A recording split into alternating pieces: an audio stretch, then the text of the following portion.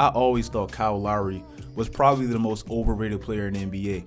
And I'm not saying that because I think players think or fans think that he's a superstar or he's actually up there with the top tier point guards. I understand people know his place, but for some reason he's made 5 consecutive All-Star teams, and that always blows my mind. And trust me, I understand it and I get it. He's making an All-Star team because 1, he's in the Eastern Conference, and 2, he's playing in Toronto, where it seems like their fan base for basketball is enormous. Like, they're always outside of the games. They're outside of the stadium or outside of the arena watching it on like an overhead, like just going crazy. So that's just how Toronto is.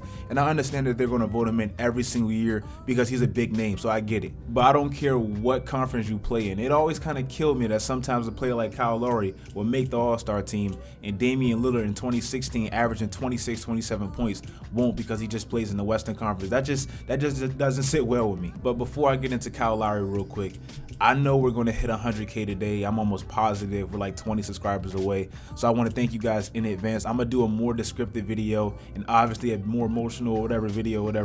But I want to thank you guys so much for that. Also, if you're new, subscribe, help me get to that goal. And if you're a returning subscriber, turn on the post notifications. That's a big thing. Turn it on right now. Cut what I'm saying and turn on the post notifications. Now let's get back to Kyle Lowry. Now on Thursday night, I believe it was, Toronto and Kyle Lowry got blown off the court by Philly, and to me what seemed like it was almost a must win because they were trying to take home court back, which they still can if they win on Sunday, but it seemed like it was such a pivotal game where Kyle Lowry just showed up so small, and he owned up to it. He said, man, I got to start helping Kawhi Leonard out. He needs more productivity from me because basically I'm not producing like he is. And for a team like Toronto, who's basically begging on their hands and knees for Kawhi to do what Paul George did and actually re-sign to the team that he got traded for in a 1-year deal. Remember, they lost DeMar DeRozan for this, so they went out on a limb to get Kawhi Leonard, but it seems like as of now, they're damn near giving them a freeway ticket to just say, man, I'm done with this team. I feel like in most people's eyes, Toronto was pretty heavily favored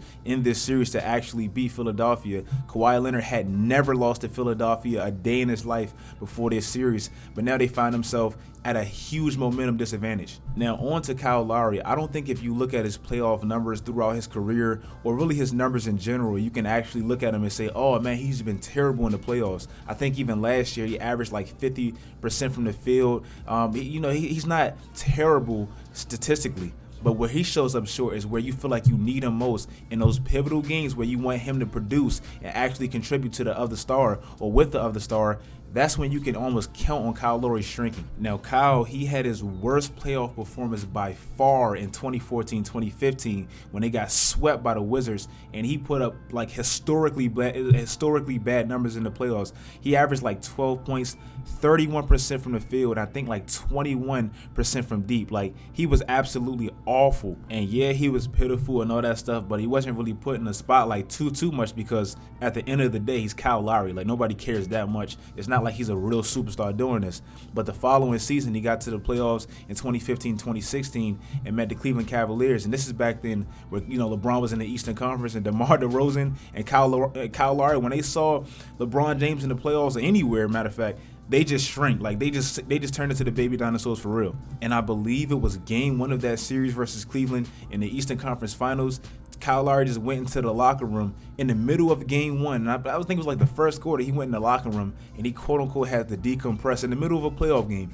Now I get and I can understand that, the attention and the fans and all that, but this is what you get paid millions and millions of dollars for. Like, you can't just abandon your team like that. And I believe in that game, Toronto got blown out by damn near 40 points. Kyle Lowry was terrible. He was like minus 16. He went 4 for 14. He went 0 for 7 from 3. That was terrible enough. And, the icing on the cake, he had to quote unquote decompress in the middle of a playoff game. Now, like I said, I can only imagine playing against LeBron James and being in the spotlight like that for a player like Kyle Lowry. But at the end of the day, this is what you get paid millions and millions of dollars for. So there's really no excuse. And actually, throughout that series, he didn't play too bad. So that's what I'm saying. It's like his numbers aren't too terrible, but it's like when you need him most, that's when you can expect this man to damn near vanish. And in the next playoffs in 2017, after just the year before taking the Cavaliers to 6 games in the Eastern Conference Finals, they met in the semifinals and they got swept by Cleveland. It almost felt like a reoccurring thing. And DeMar DeRozan, he pretty much shrank in that one. But Kyle Lowry, he produced as much as he could, but they just lost. And I think that was just simply a bad mixture year of two third-tier type stars that never can produce when you need them most. DeMar DeRozan and Kyle Lowry, that was just a terrible duo because they're two of the same guys playing with each other. If you're going to have one guy like that, you would want the other guy to be like Kawhi Leonard. That's why you see Kyle Lowry actually saying, man, I got to produce for Kawhi, because he know Kawhi is a top-tier star and he's underperforming, so that's just how it is. And to continue on with Kyle Lowry, as we know last year, he got swept by LeBron once again. A team like they were the first seed, I believe they were. They were the first seed, and they played Cleveland. Indiana took them to 7 games. Boston took them to 7 games. But of course, when they ran into Kyle Lowry and DeMar DeRozan, and I even made a video about it last year, Me the Biggest Frauds, they shrank and they got swept by a team that was struggling all year with the most mediocre talent, minus LeBron James. It was ridiculous. And really, this whole season, it feels like Kyle just got his spot taken by Pascal Siakam. Like when Kawhi joined Toronto, you looked at it like, okay, Kyle and Kawhi, they got to do or whatever. But it seems like he's taking third fiddle because he's just not that guy. Like I said, he can produce some somewhat solid numbers, but it always feels like he just shrinks when you need him most. And like a game like Thursday, a must-win type of game, you don't get the production. You don't get the production by Kyle Lowry. So that's just what his career has always been. If you guys like the video, make sure you guys like, comment, and subscribe. Do all that great stuff, guys. Follow my social media sites. Do all that great stuff, guys. And until next time, stay tuned.